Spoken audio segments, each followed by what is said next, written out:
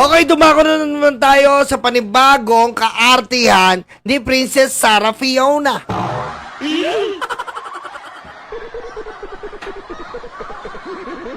Nagdadrama na naman ang Impactita. Panoorin natin. President para sa medical at wala yon official ballots sa Office of the Vice.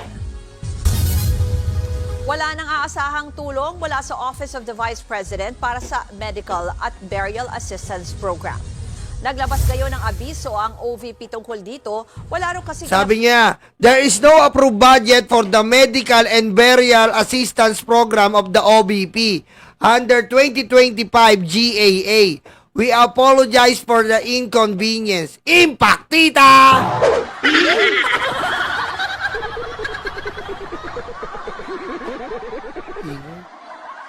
Nagpapaawa na naman at nagpapapansin na naman po ang isang Sara Duterte. Sa dami niyang ninakaw ngayong pa nagdrama.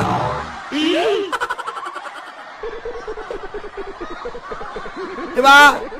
Sa daming ninakaw, ngayon pa po nagdrama. Kita nyo naman, nagpapaawa na naman. Ano sabi? Wala na daw budget sa pagpapalibing at sa medical. Putik naman, Sara, oh. Noong pa man, hindi mo naman kasi trabaho yan, tinatrabaho mo. Trabaho yan ng DSWD. Trabaho yan ng Department of Health. Trabaho yan ng PhilHealth. Meron din ng PCSO. Kaso, gusto mong pumapel para naka-ready ka na sa 2028 presidential election.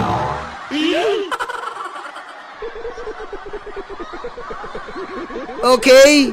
Tapos pagbibintangan mo si speaker na siya tatakbo ng presidente, pero ikaw pala talaga ang tatakbo. Ang isang demonyitang katulad mo ay mag-aasam na tumakbo pa sa kabila ng ugaling demonyo at mamamatay tao. Hi friends and not friends and not friends.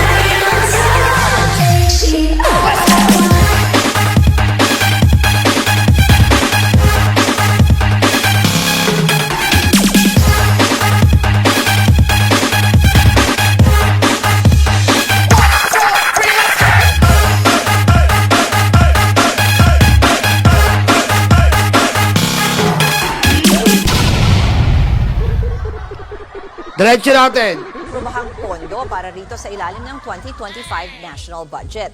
Humingi sila ng paumanhin dahil dito. Matatanda ang humiling ng higit 2 billion pesos na pondo ang opisina ni VP Sara Duterte para ngayong taon pero binawasan ito ng Kongreso. Mahigit 700 billion pesos na lamang ang naaprubahan. Biro mo sa 700 million, wala kang magagawa doon. Kasi naman, Sara, masyado kang maepal. Sorry hindi ako against sa iba't ibang satellite offices. Kaso nagbida-bida ka, meron ka mga satellite offices, ganap na ganap ka. Kaya ka lang naman nag-satellite offices para makapagtrapo ka. Gamitin mo ang resources ng gobyerno para paghandaan mo ang 2028 presidential election. Matagal ka na naming basa. Di ba? Ganyan ang galawan mo. Oh, ngayon bistado ka sa sobrang gigil mo, sinabi mo na tatakbo ka. Kasi pag sinabi mong tatakbo ka, makikita mo ngayon ang opinion ng survey. Alam namin ang estilo nyo, mga propaganda nyo. Gaya ng tatay mo. Oh, nagsabi ka ng propaganda na naman, natatakbo ka. Babasahin mo ngayon ang takbo ng tao. Pero hindi na mangyayari yon kasi mai-impeach ka na. Diba? Hindi mo na mababasa ang takbo at pulso ng mamamayan. Iisa lang ang pulso ng mamamayan ngayon, ang mawala na ang Duterte sa Pilipinas.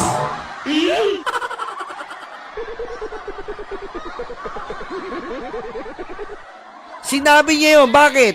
Bakit niya sinabi, Nyolo? Sinabi niya po yun kasi nga po, sa dami niyang indulto at meltdown ng mga nakaraang buwan, plus yung mga hearing, Congress, good governance, sinubukan niya ngayon sabihin na tatakbo siya bilang presidente. Ngayon kakapain niya po yan kung apektado ba talaga ang nangyari na pagme-meltdown niya at kabaliwan niya. Ano pa lalabas, Sarah? Apektado talaga kahit anong propaganda nyo. Huwag kami.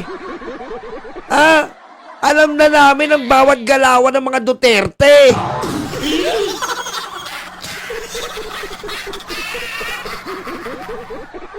Ngayon, kahit anong gawin nyo, kahit mga congressman, nakikiusap kami sa inyo, kilos-kilos naman tayo. Alam mo eto mga congressman, huwag kayong papatay-patay. Ito lang sasabihin namin sa inyo, tropang Dan, tropang Barbers, tropang Akop, tropang Abante, tropang Mr. Contep Paduano. Joyce Lee Katsuta, maraming salamat. Kilos-kilos naman tayo mga congressman para hindi naman tayo nasasabihan na for the papansin lang tayo sa Kongreso. Kilusan natin tong impeachment. Hinihintay kayo ng mga kababayan natin. Kayo ang nagpasimuno nito, wag naman ang taong bayan pa ang tatapos.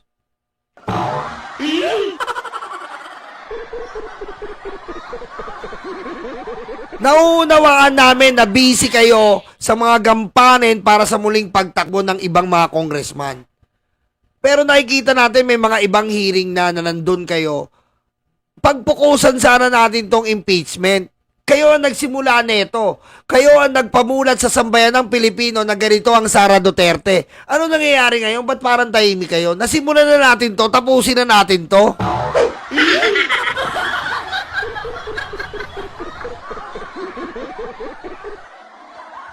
Kaya mga congressman, bilis-bilisan nyo na. At ang nababalitaan po nga natin, 1/3 vote, diretso na tayo. Sinasabi ko sa inyo.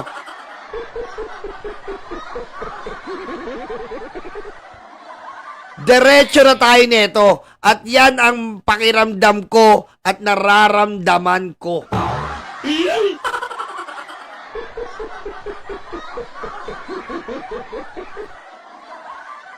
Alam ko na rin yan, Chupaeng, sa Senado tayo magkakaproblema. Pero binibilinan natin ang mga senador. Nakipag-meeting kayo kay Lisa. Pero ayokong bigyan ng kulay. Pero mga senador, kayo bahala. Re-electionist at hindi midterm senador or hindi. Kayo po bahala kasi kapag hindi nyo po ito inayos, ito na uli ang galit ng taong bayan. Galit po ang taong bayan. Taong bayan, hindi taing bayan po ito.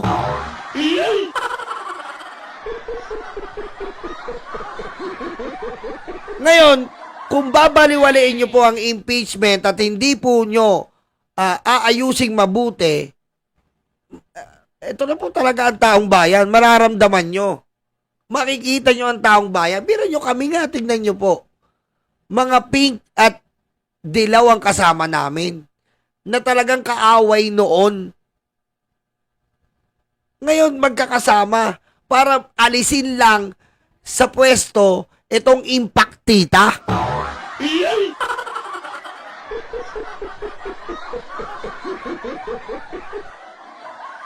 Kasi, alam nyo po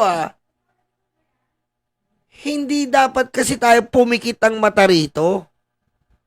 Hindi po natin dapat pagpikitan ng mata o hindi bigyan ng kaukulang atensyon. Ma'am Susana Dumakil, maraming salamat po Ma'am Susana. Hindi po natin magawang pagpikit mata to. Totoo po. Kung hindi tayo kung yung iba diyan hindi nagpipikit mata sa budget na hindi naman talaga ninakaw, pinapalaki nila, lalo tayong dapat triple, quadruple o ano bang bagay, i-focus natin ang atensyon natin dito. Pera ng taong bayan po ito. Hello? Pera po ng taong bayan tong nawawala. At kung kukuha na mo ng ebidensya, overflowing of evidence. Commission on Audit po ang nagpapatunay na magnanakaw si Sara Duterte. Certified true and correct with disallowance. At pinagpapaliwanag siya sa kanyang disallowance, hindi niya mapaliwanag. So, bakit kailangan nating konsintihin mga ganitong bagay?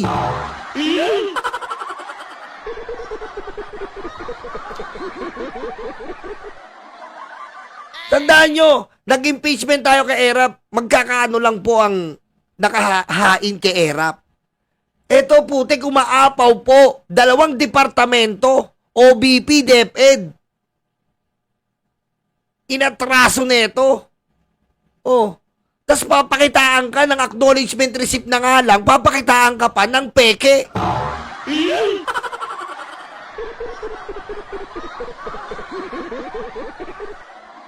Lagi nating isipin, Commission on Audit po, kagawaran ng ating mga auditor.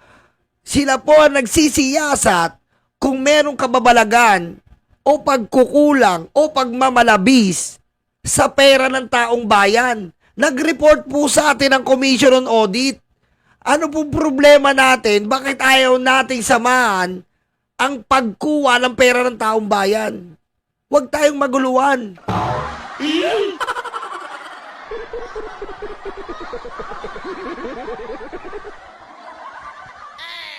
Huwag tayong maguluhan sa parte na to. Kasama na rin natin dito ang PSA. Lahat po ng kanilang acknowledgement receipt, kailangan po may pagkakakilanlan. Oo, mayroong pagkakakilanlan. Pero wala po talagang legal na basehan ang mga dokumento na pinresinta nila. At nagkaroon pa nga po ng pag-awat saan? Sa Commission on Audit para hindi na ibigay ang mga dokumento sa Kongreso. Ano pong ibig sabihin nun?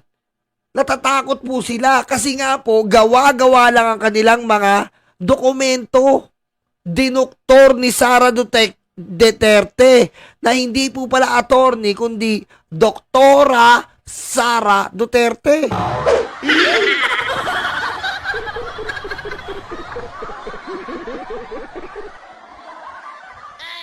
Diba? Pera natin ang nawawala, hindi niya pera to. Pera natin ang ninakaw niya, hindi niya pera yon. Hindi niya nga maipaliwanag kung saan niya nagawa yun at nagastos yun.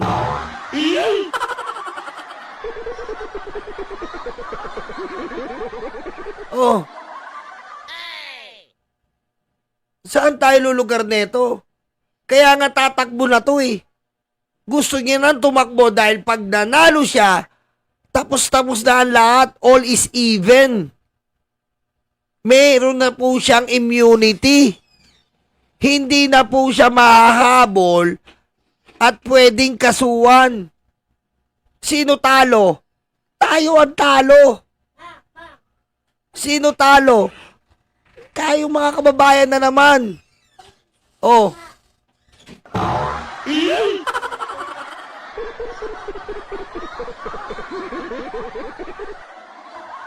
Maawa tayo sa sarili natin, putik.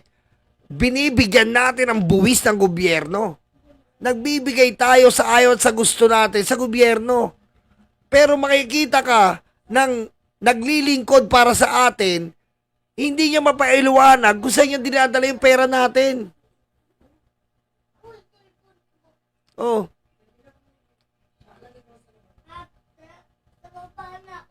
Anong gagawin niya? Ida-divert niya ang issue. Ida-divert niya sa iba't ibang drama. Ida-divert niya sa trending, magpapatrending, tatakpan niya. Same as the father. Parehas ng tatay. Babalik na naman tayo sa mga ganong bagay. Kung ito ay papaupuin mo, good luck po. Pero sinasabi ko sa'yo, lalo tayong lalala. Huwag tayo magkaroon ng presidenteng ganito. Walang ya sa walang ya.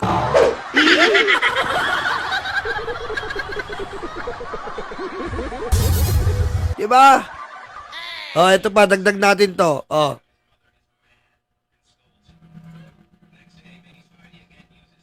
Oh. Tingnan nyo naman. Oh. Without confidential funds. Oh. Tingnan nyo naman po. Yan po ang mukha ng without confidential funds. Oh.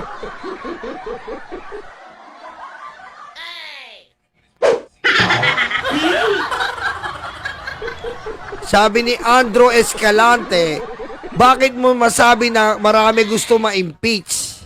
Tapos ngayon mananalo pa siya. Walang posible sa China. Funded ito ng China.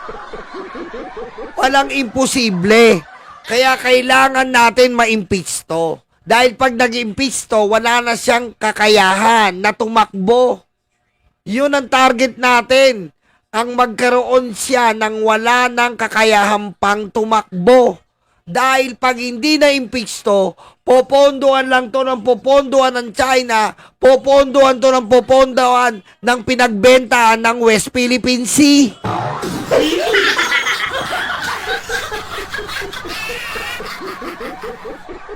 Dahil ang tatay nito ay ahente ng China.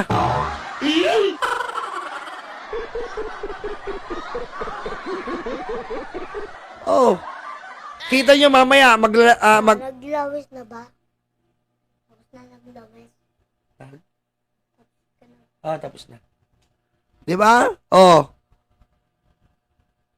Ahente ang tatay nito ng China.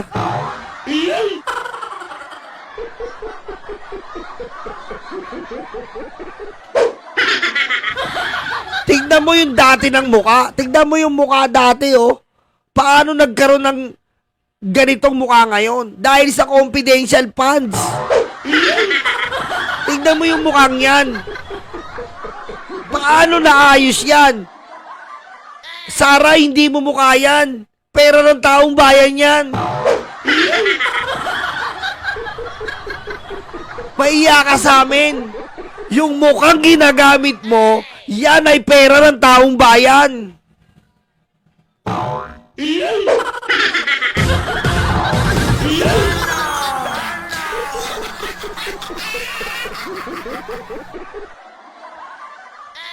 Diba?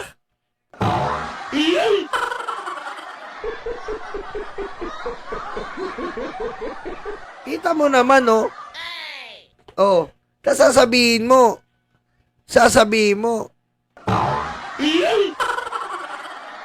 Walang pera?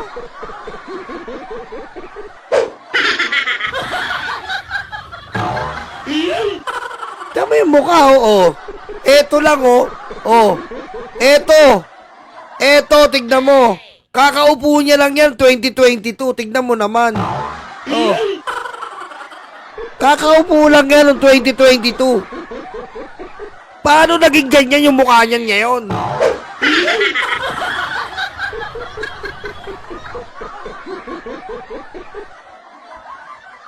Di ba? Dati, last stage ng Tekken, di ba, si Ogre? Ngayon, naging Chun-Li.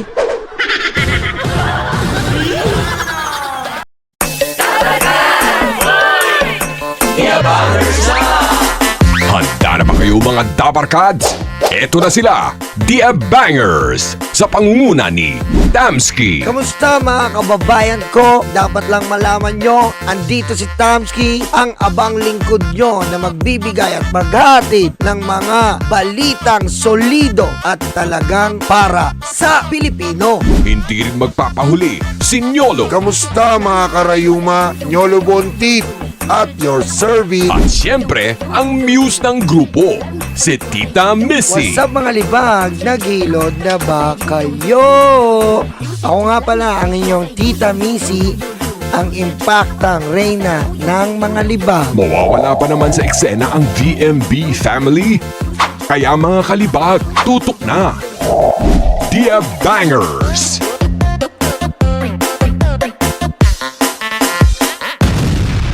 Kabahan na kayo.